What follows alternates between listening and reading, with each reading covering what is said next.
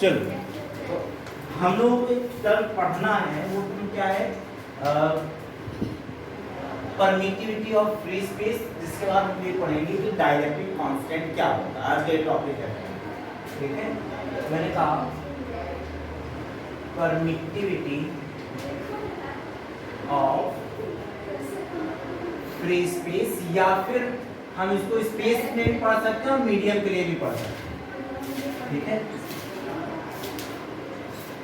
Difference समझते जाएंगे कि आखिर इसका मतलब क्या होता है, अंतर क्या होता है। देखो, हमने कहा कि चार्ज जो है कोई दो चार्ज स्पेस में रखे हुए हैं, ये मान लिया Q1 है, ये मान लेते हैं Q2, ठीक। इन दोनों मीडियम, इन दोनों चार्ज के बीच में कोई भी मीडियम नहीं है, सेपरेशन इन दोनों के बीच R है, ठीक है।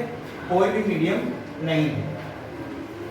अगर मीडियम नहीं होता तो यानी यहाँ पर क्या है, फ्री स्पेस, या जिसको आप एक टर्म बोलते हैं वैक्यूम, ठीक। क्या बोलते हो? वैक्यूम।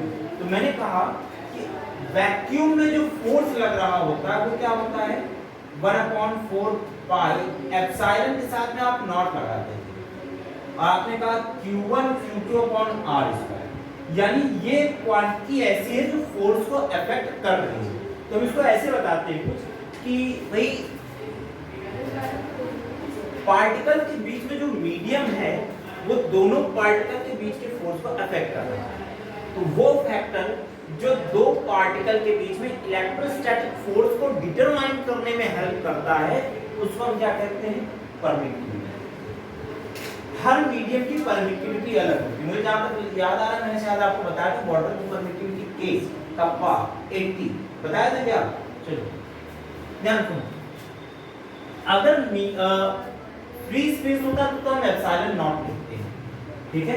एप्सिलॉन नॉट की वैल्यू आपने पढ़ी थी 8.85 × 10⁻12 न्यूटन, नहीं पढ़ना? नहीं, coulomb square per newton metre square, coulomb square per newton metre, ठीक है। ये आप एप्सिलॉन नॉट पढ़ते थे, किसके लिए? Permittivity of free space. होता कुछ नहीं, बस ये कहा कि वो आदमी जो बीच में फोर्स को जाने दे, फोर्स को अलाउ करे, जब फोर्स लगाओ, ठीक है, उस प्रॉपर्टी को, मीडियम की या फिर मैटर की उस प्रॉपर्टी क्या कहते हैं, परमिटिविटी, ठीक है। अब जैसे एग्जांपल के तौर पे फ्री स्पेस की तो इतनी है, वाटर की कितनी हो जाएगी? वाटर के लिए जो परमिटिविटी होगी उसको मैं लिख दूंगा एप्सिलॉन W, ठीक है।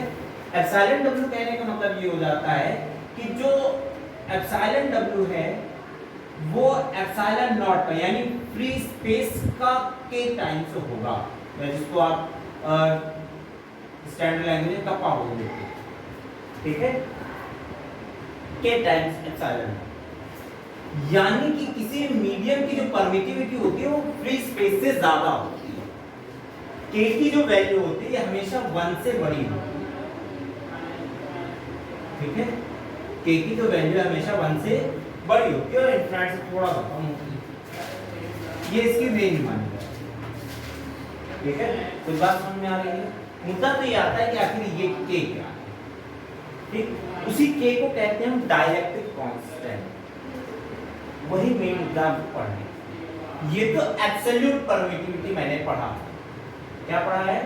एब्सोल्यूट परमिटिविटी, कि किन्हीं दो मीडियम के बीच में जो प्रॉपर्टी है, या दो पार्टिकल के बीच में जो एक मीडियम है उस मीडियम की प्रॉपर्टी, ठीक है। जब ये देखते हैं डाइलेक्ट्रिक कांस्टेंट क्या होता है,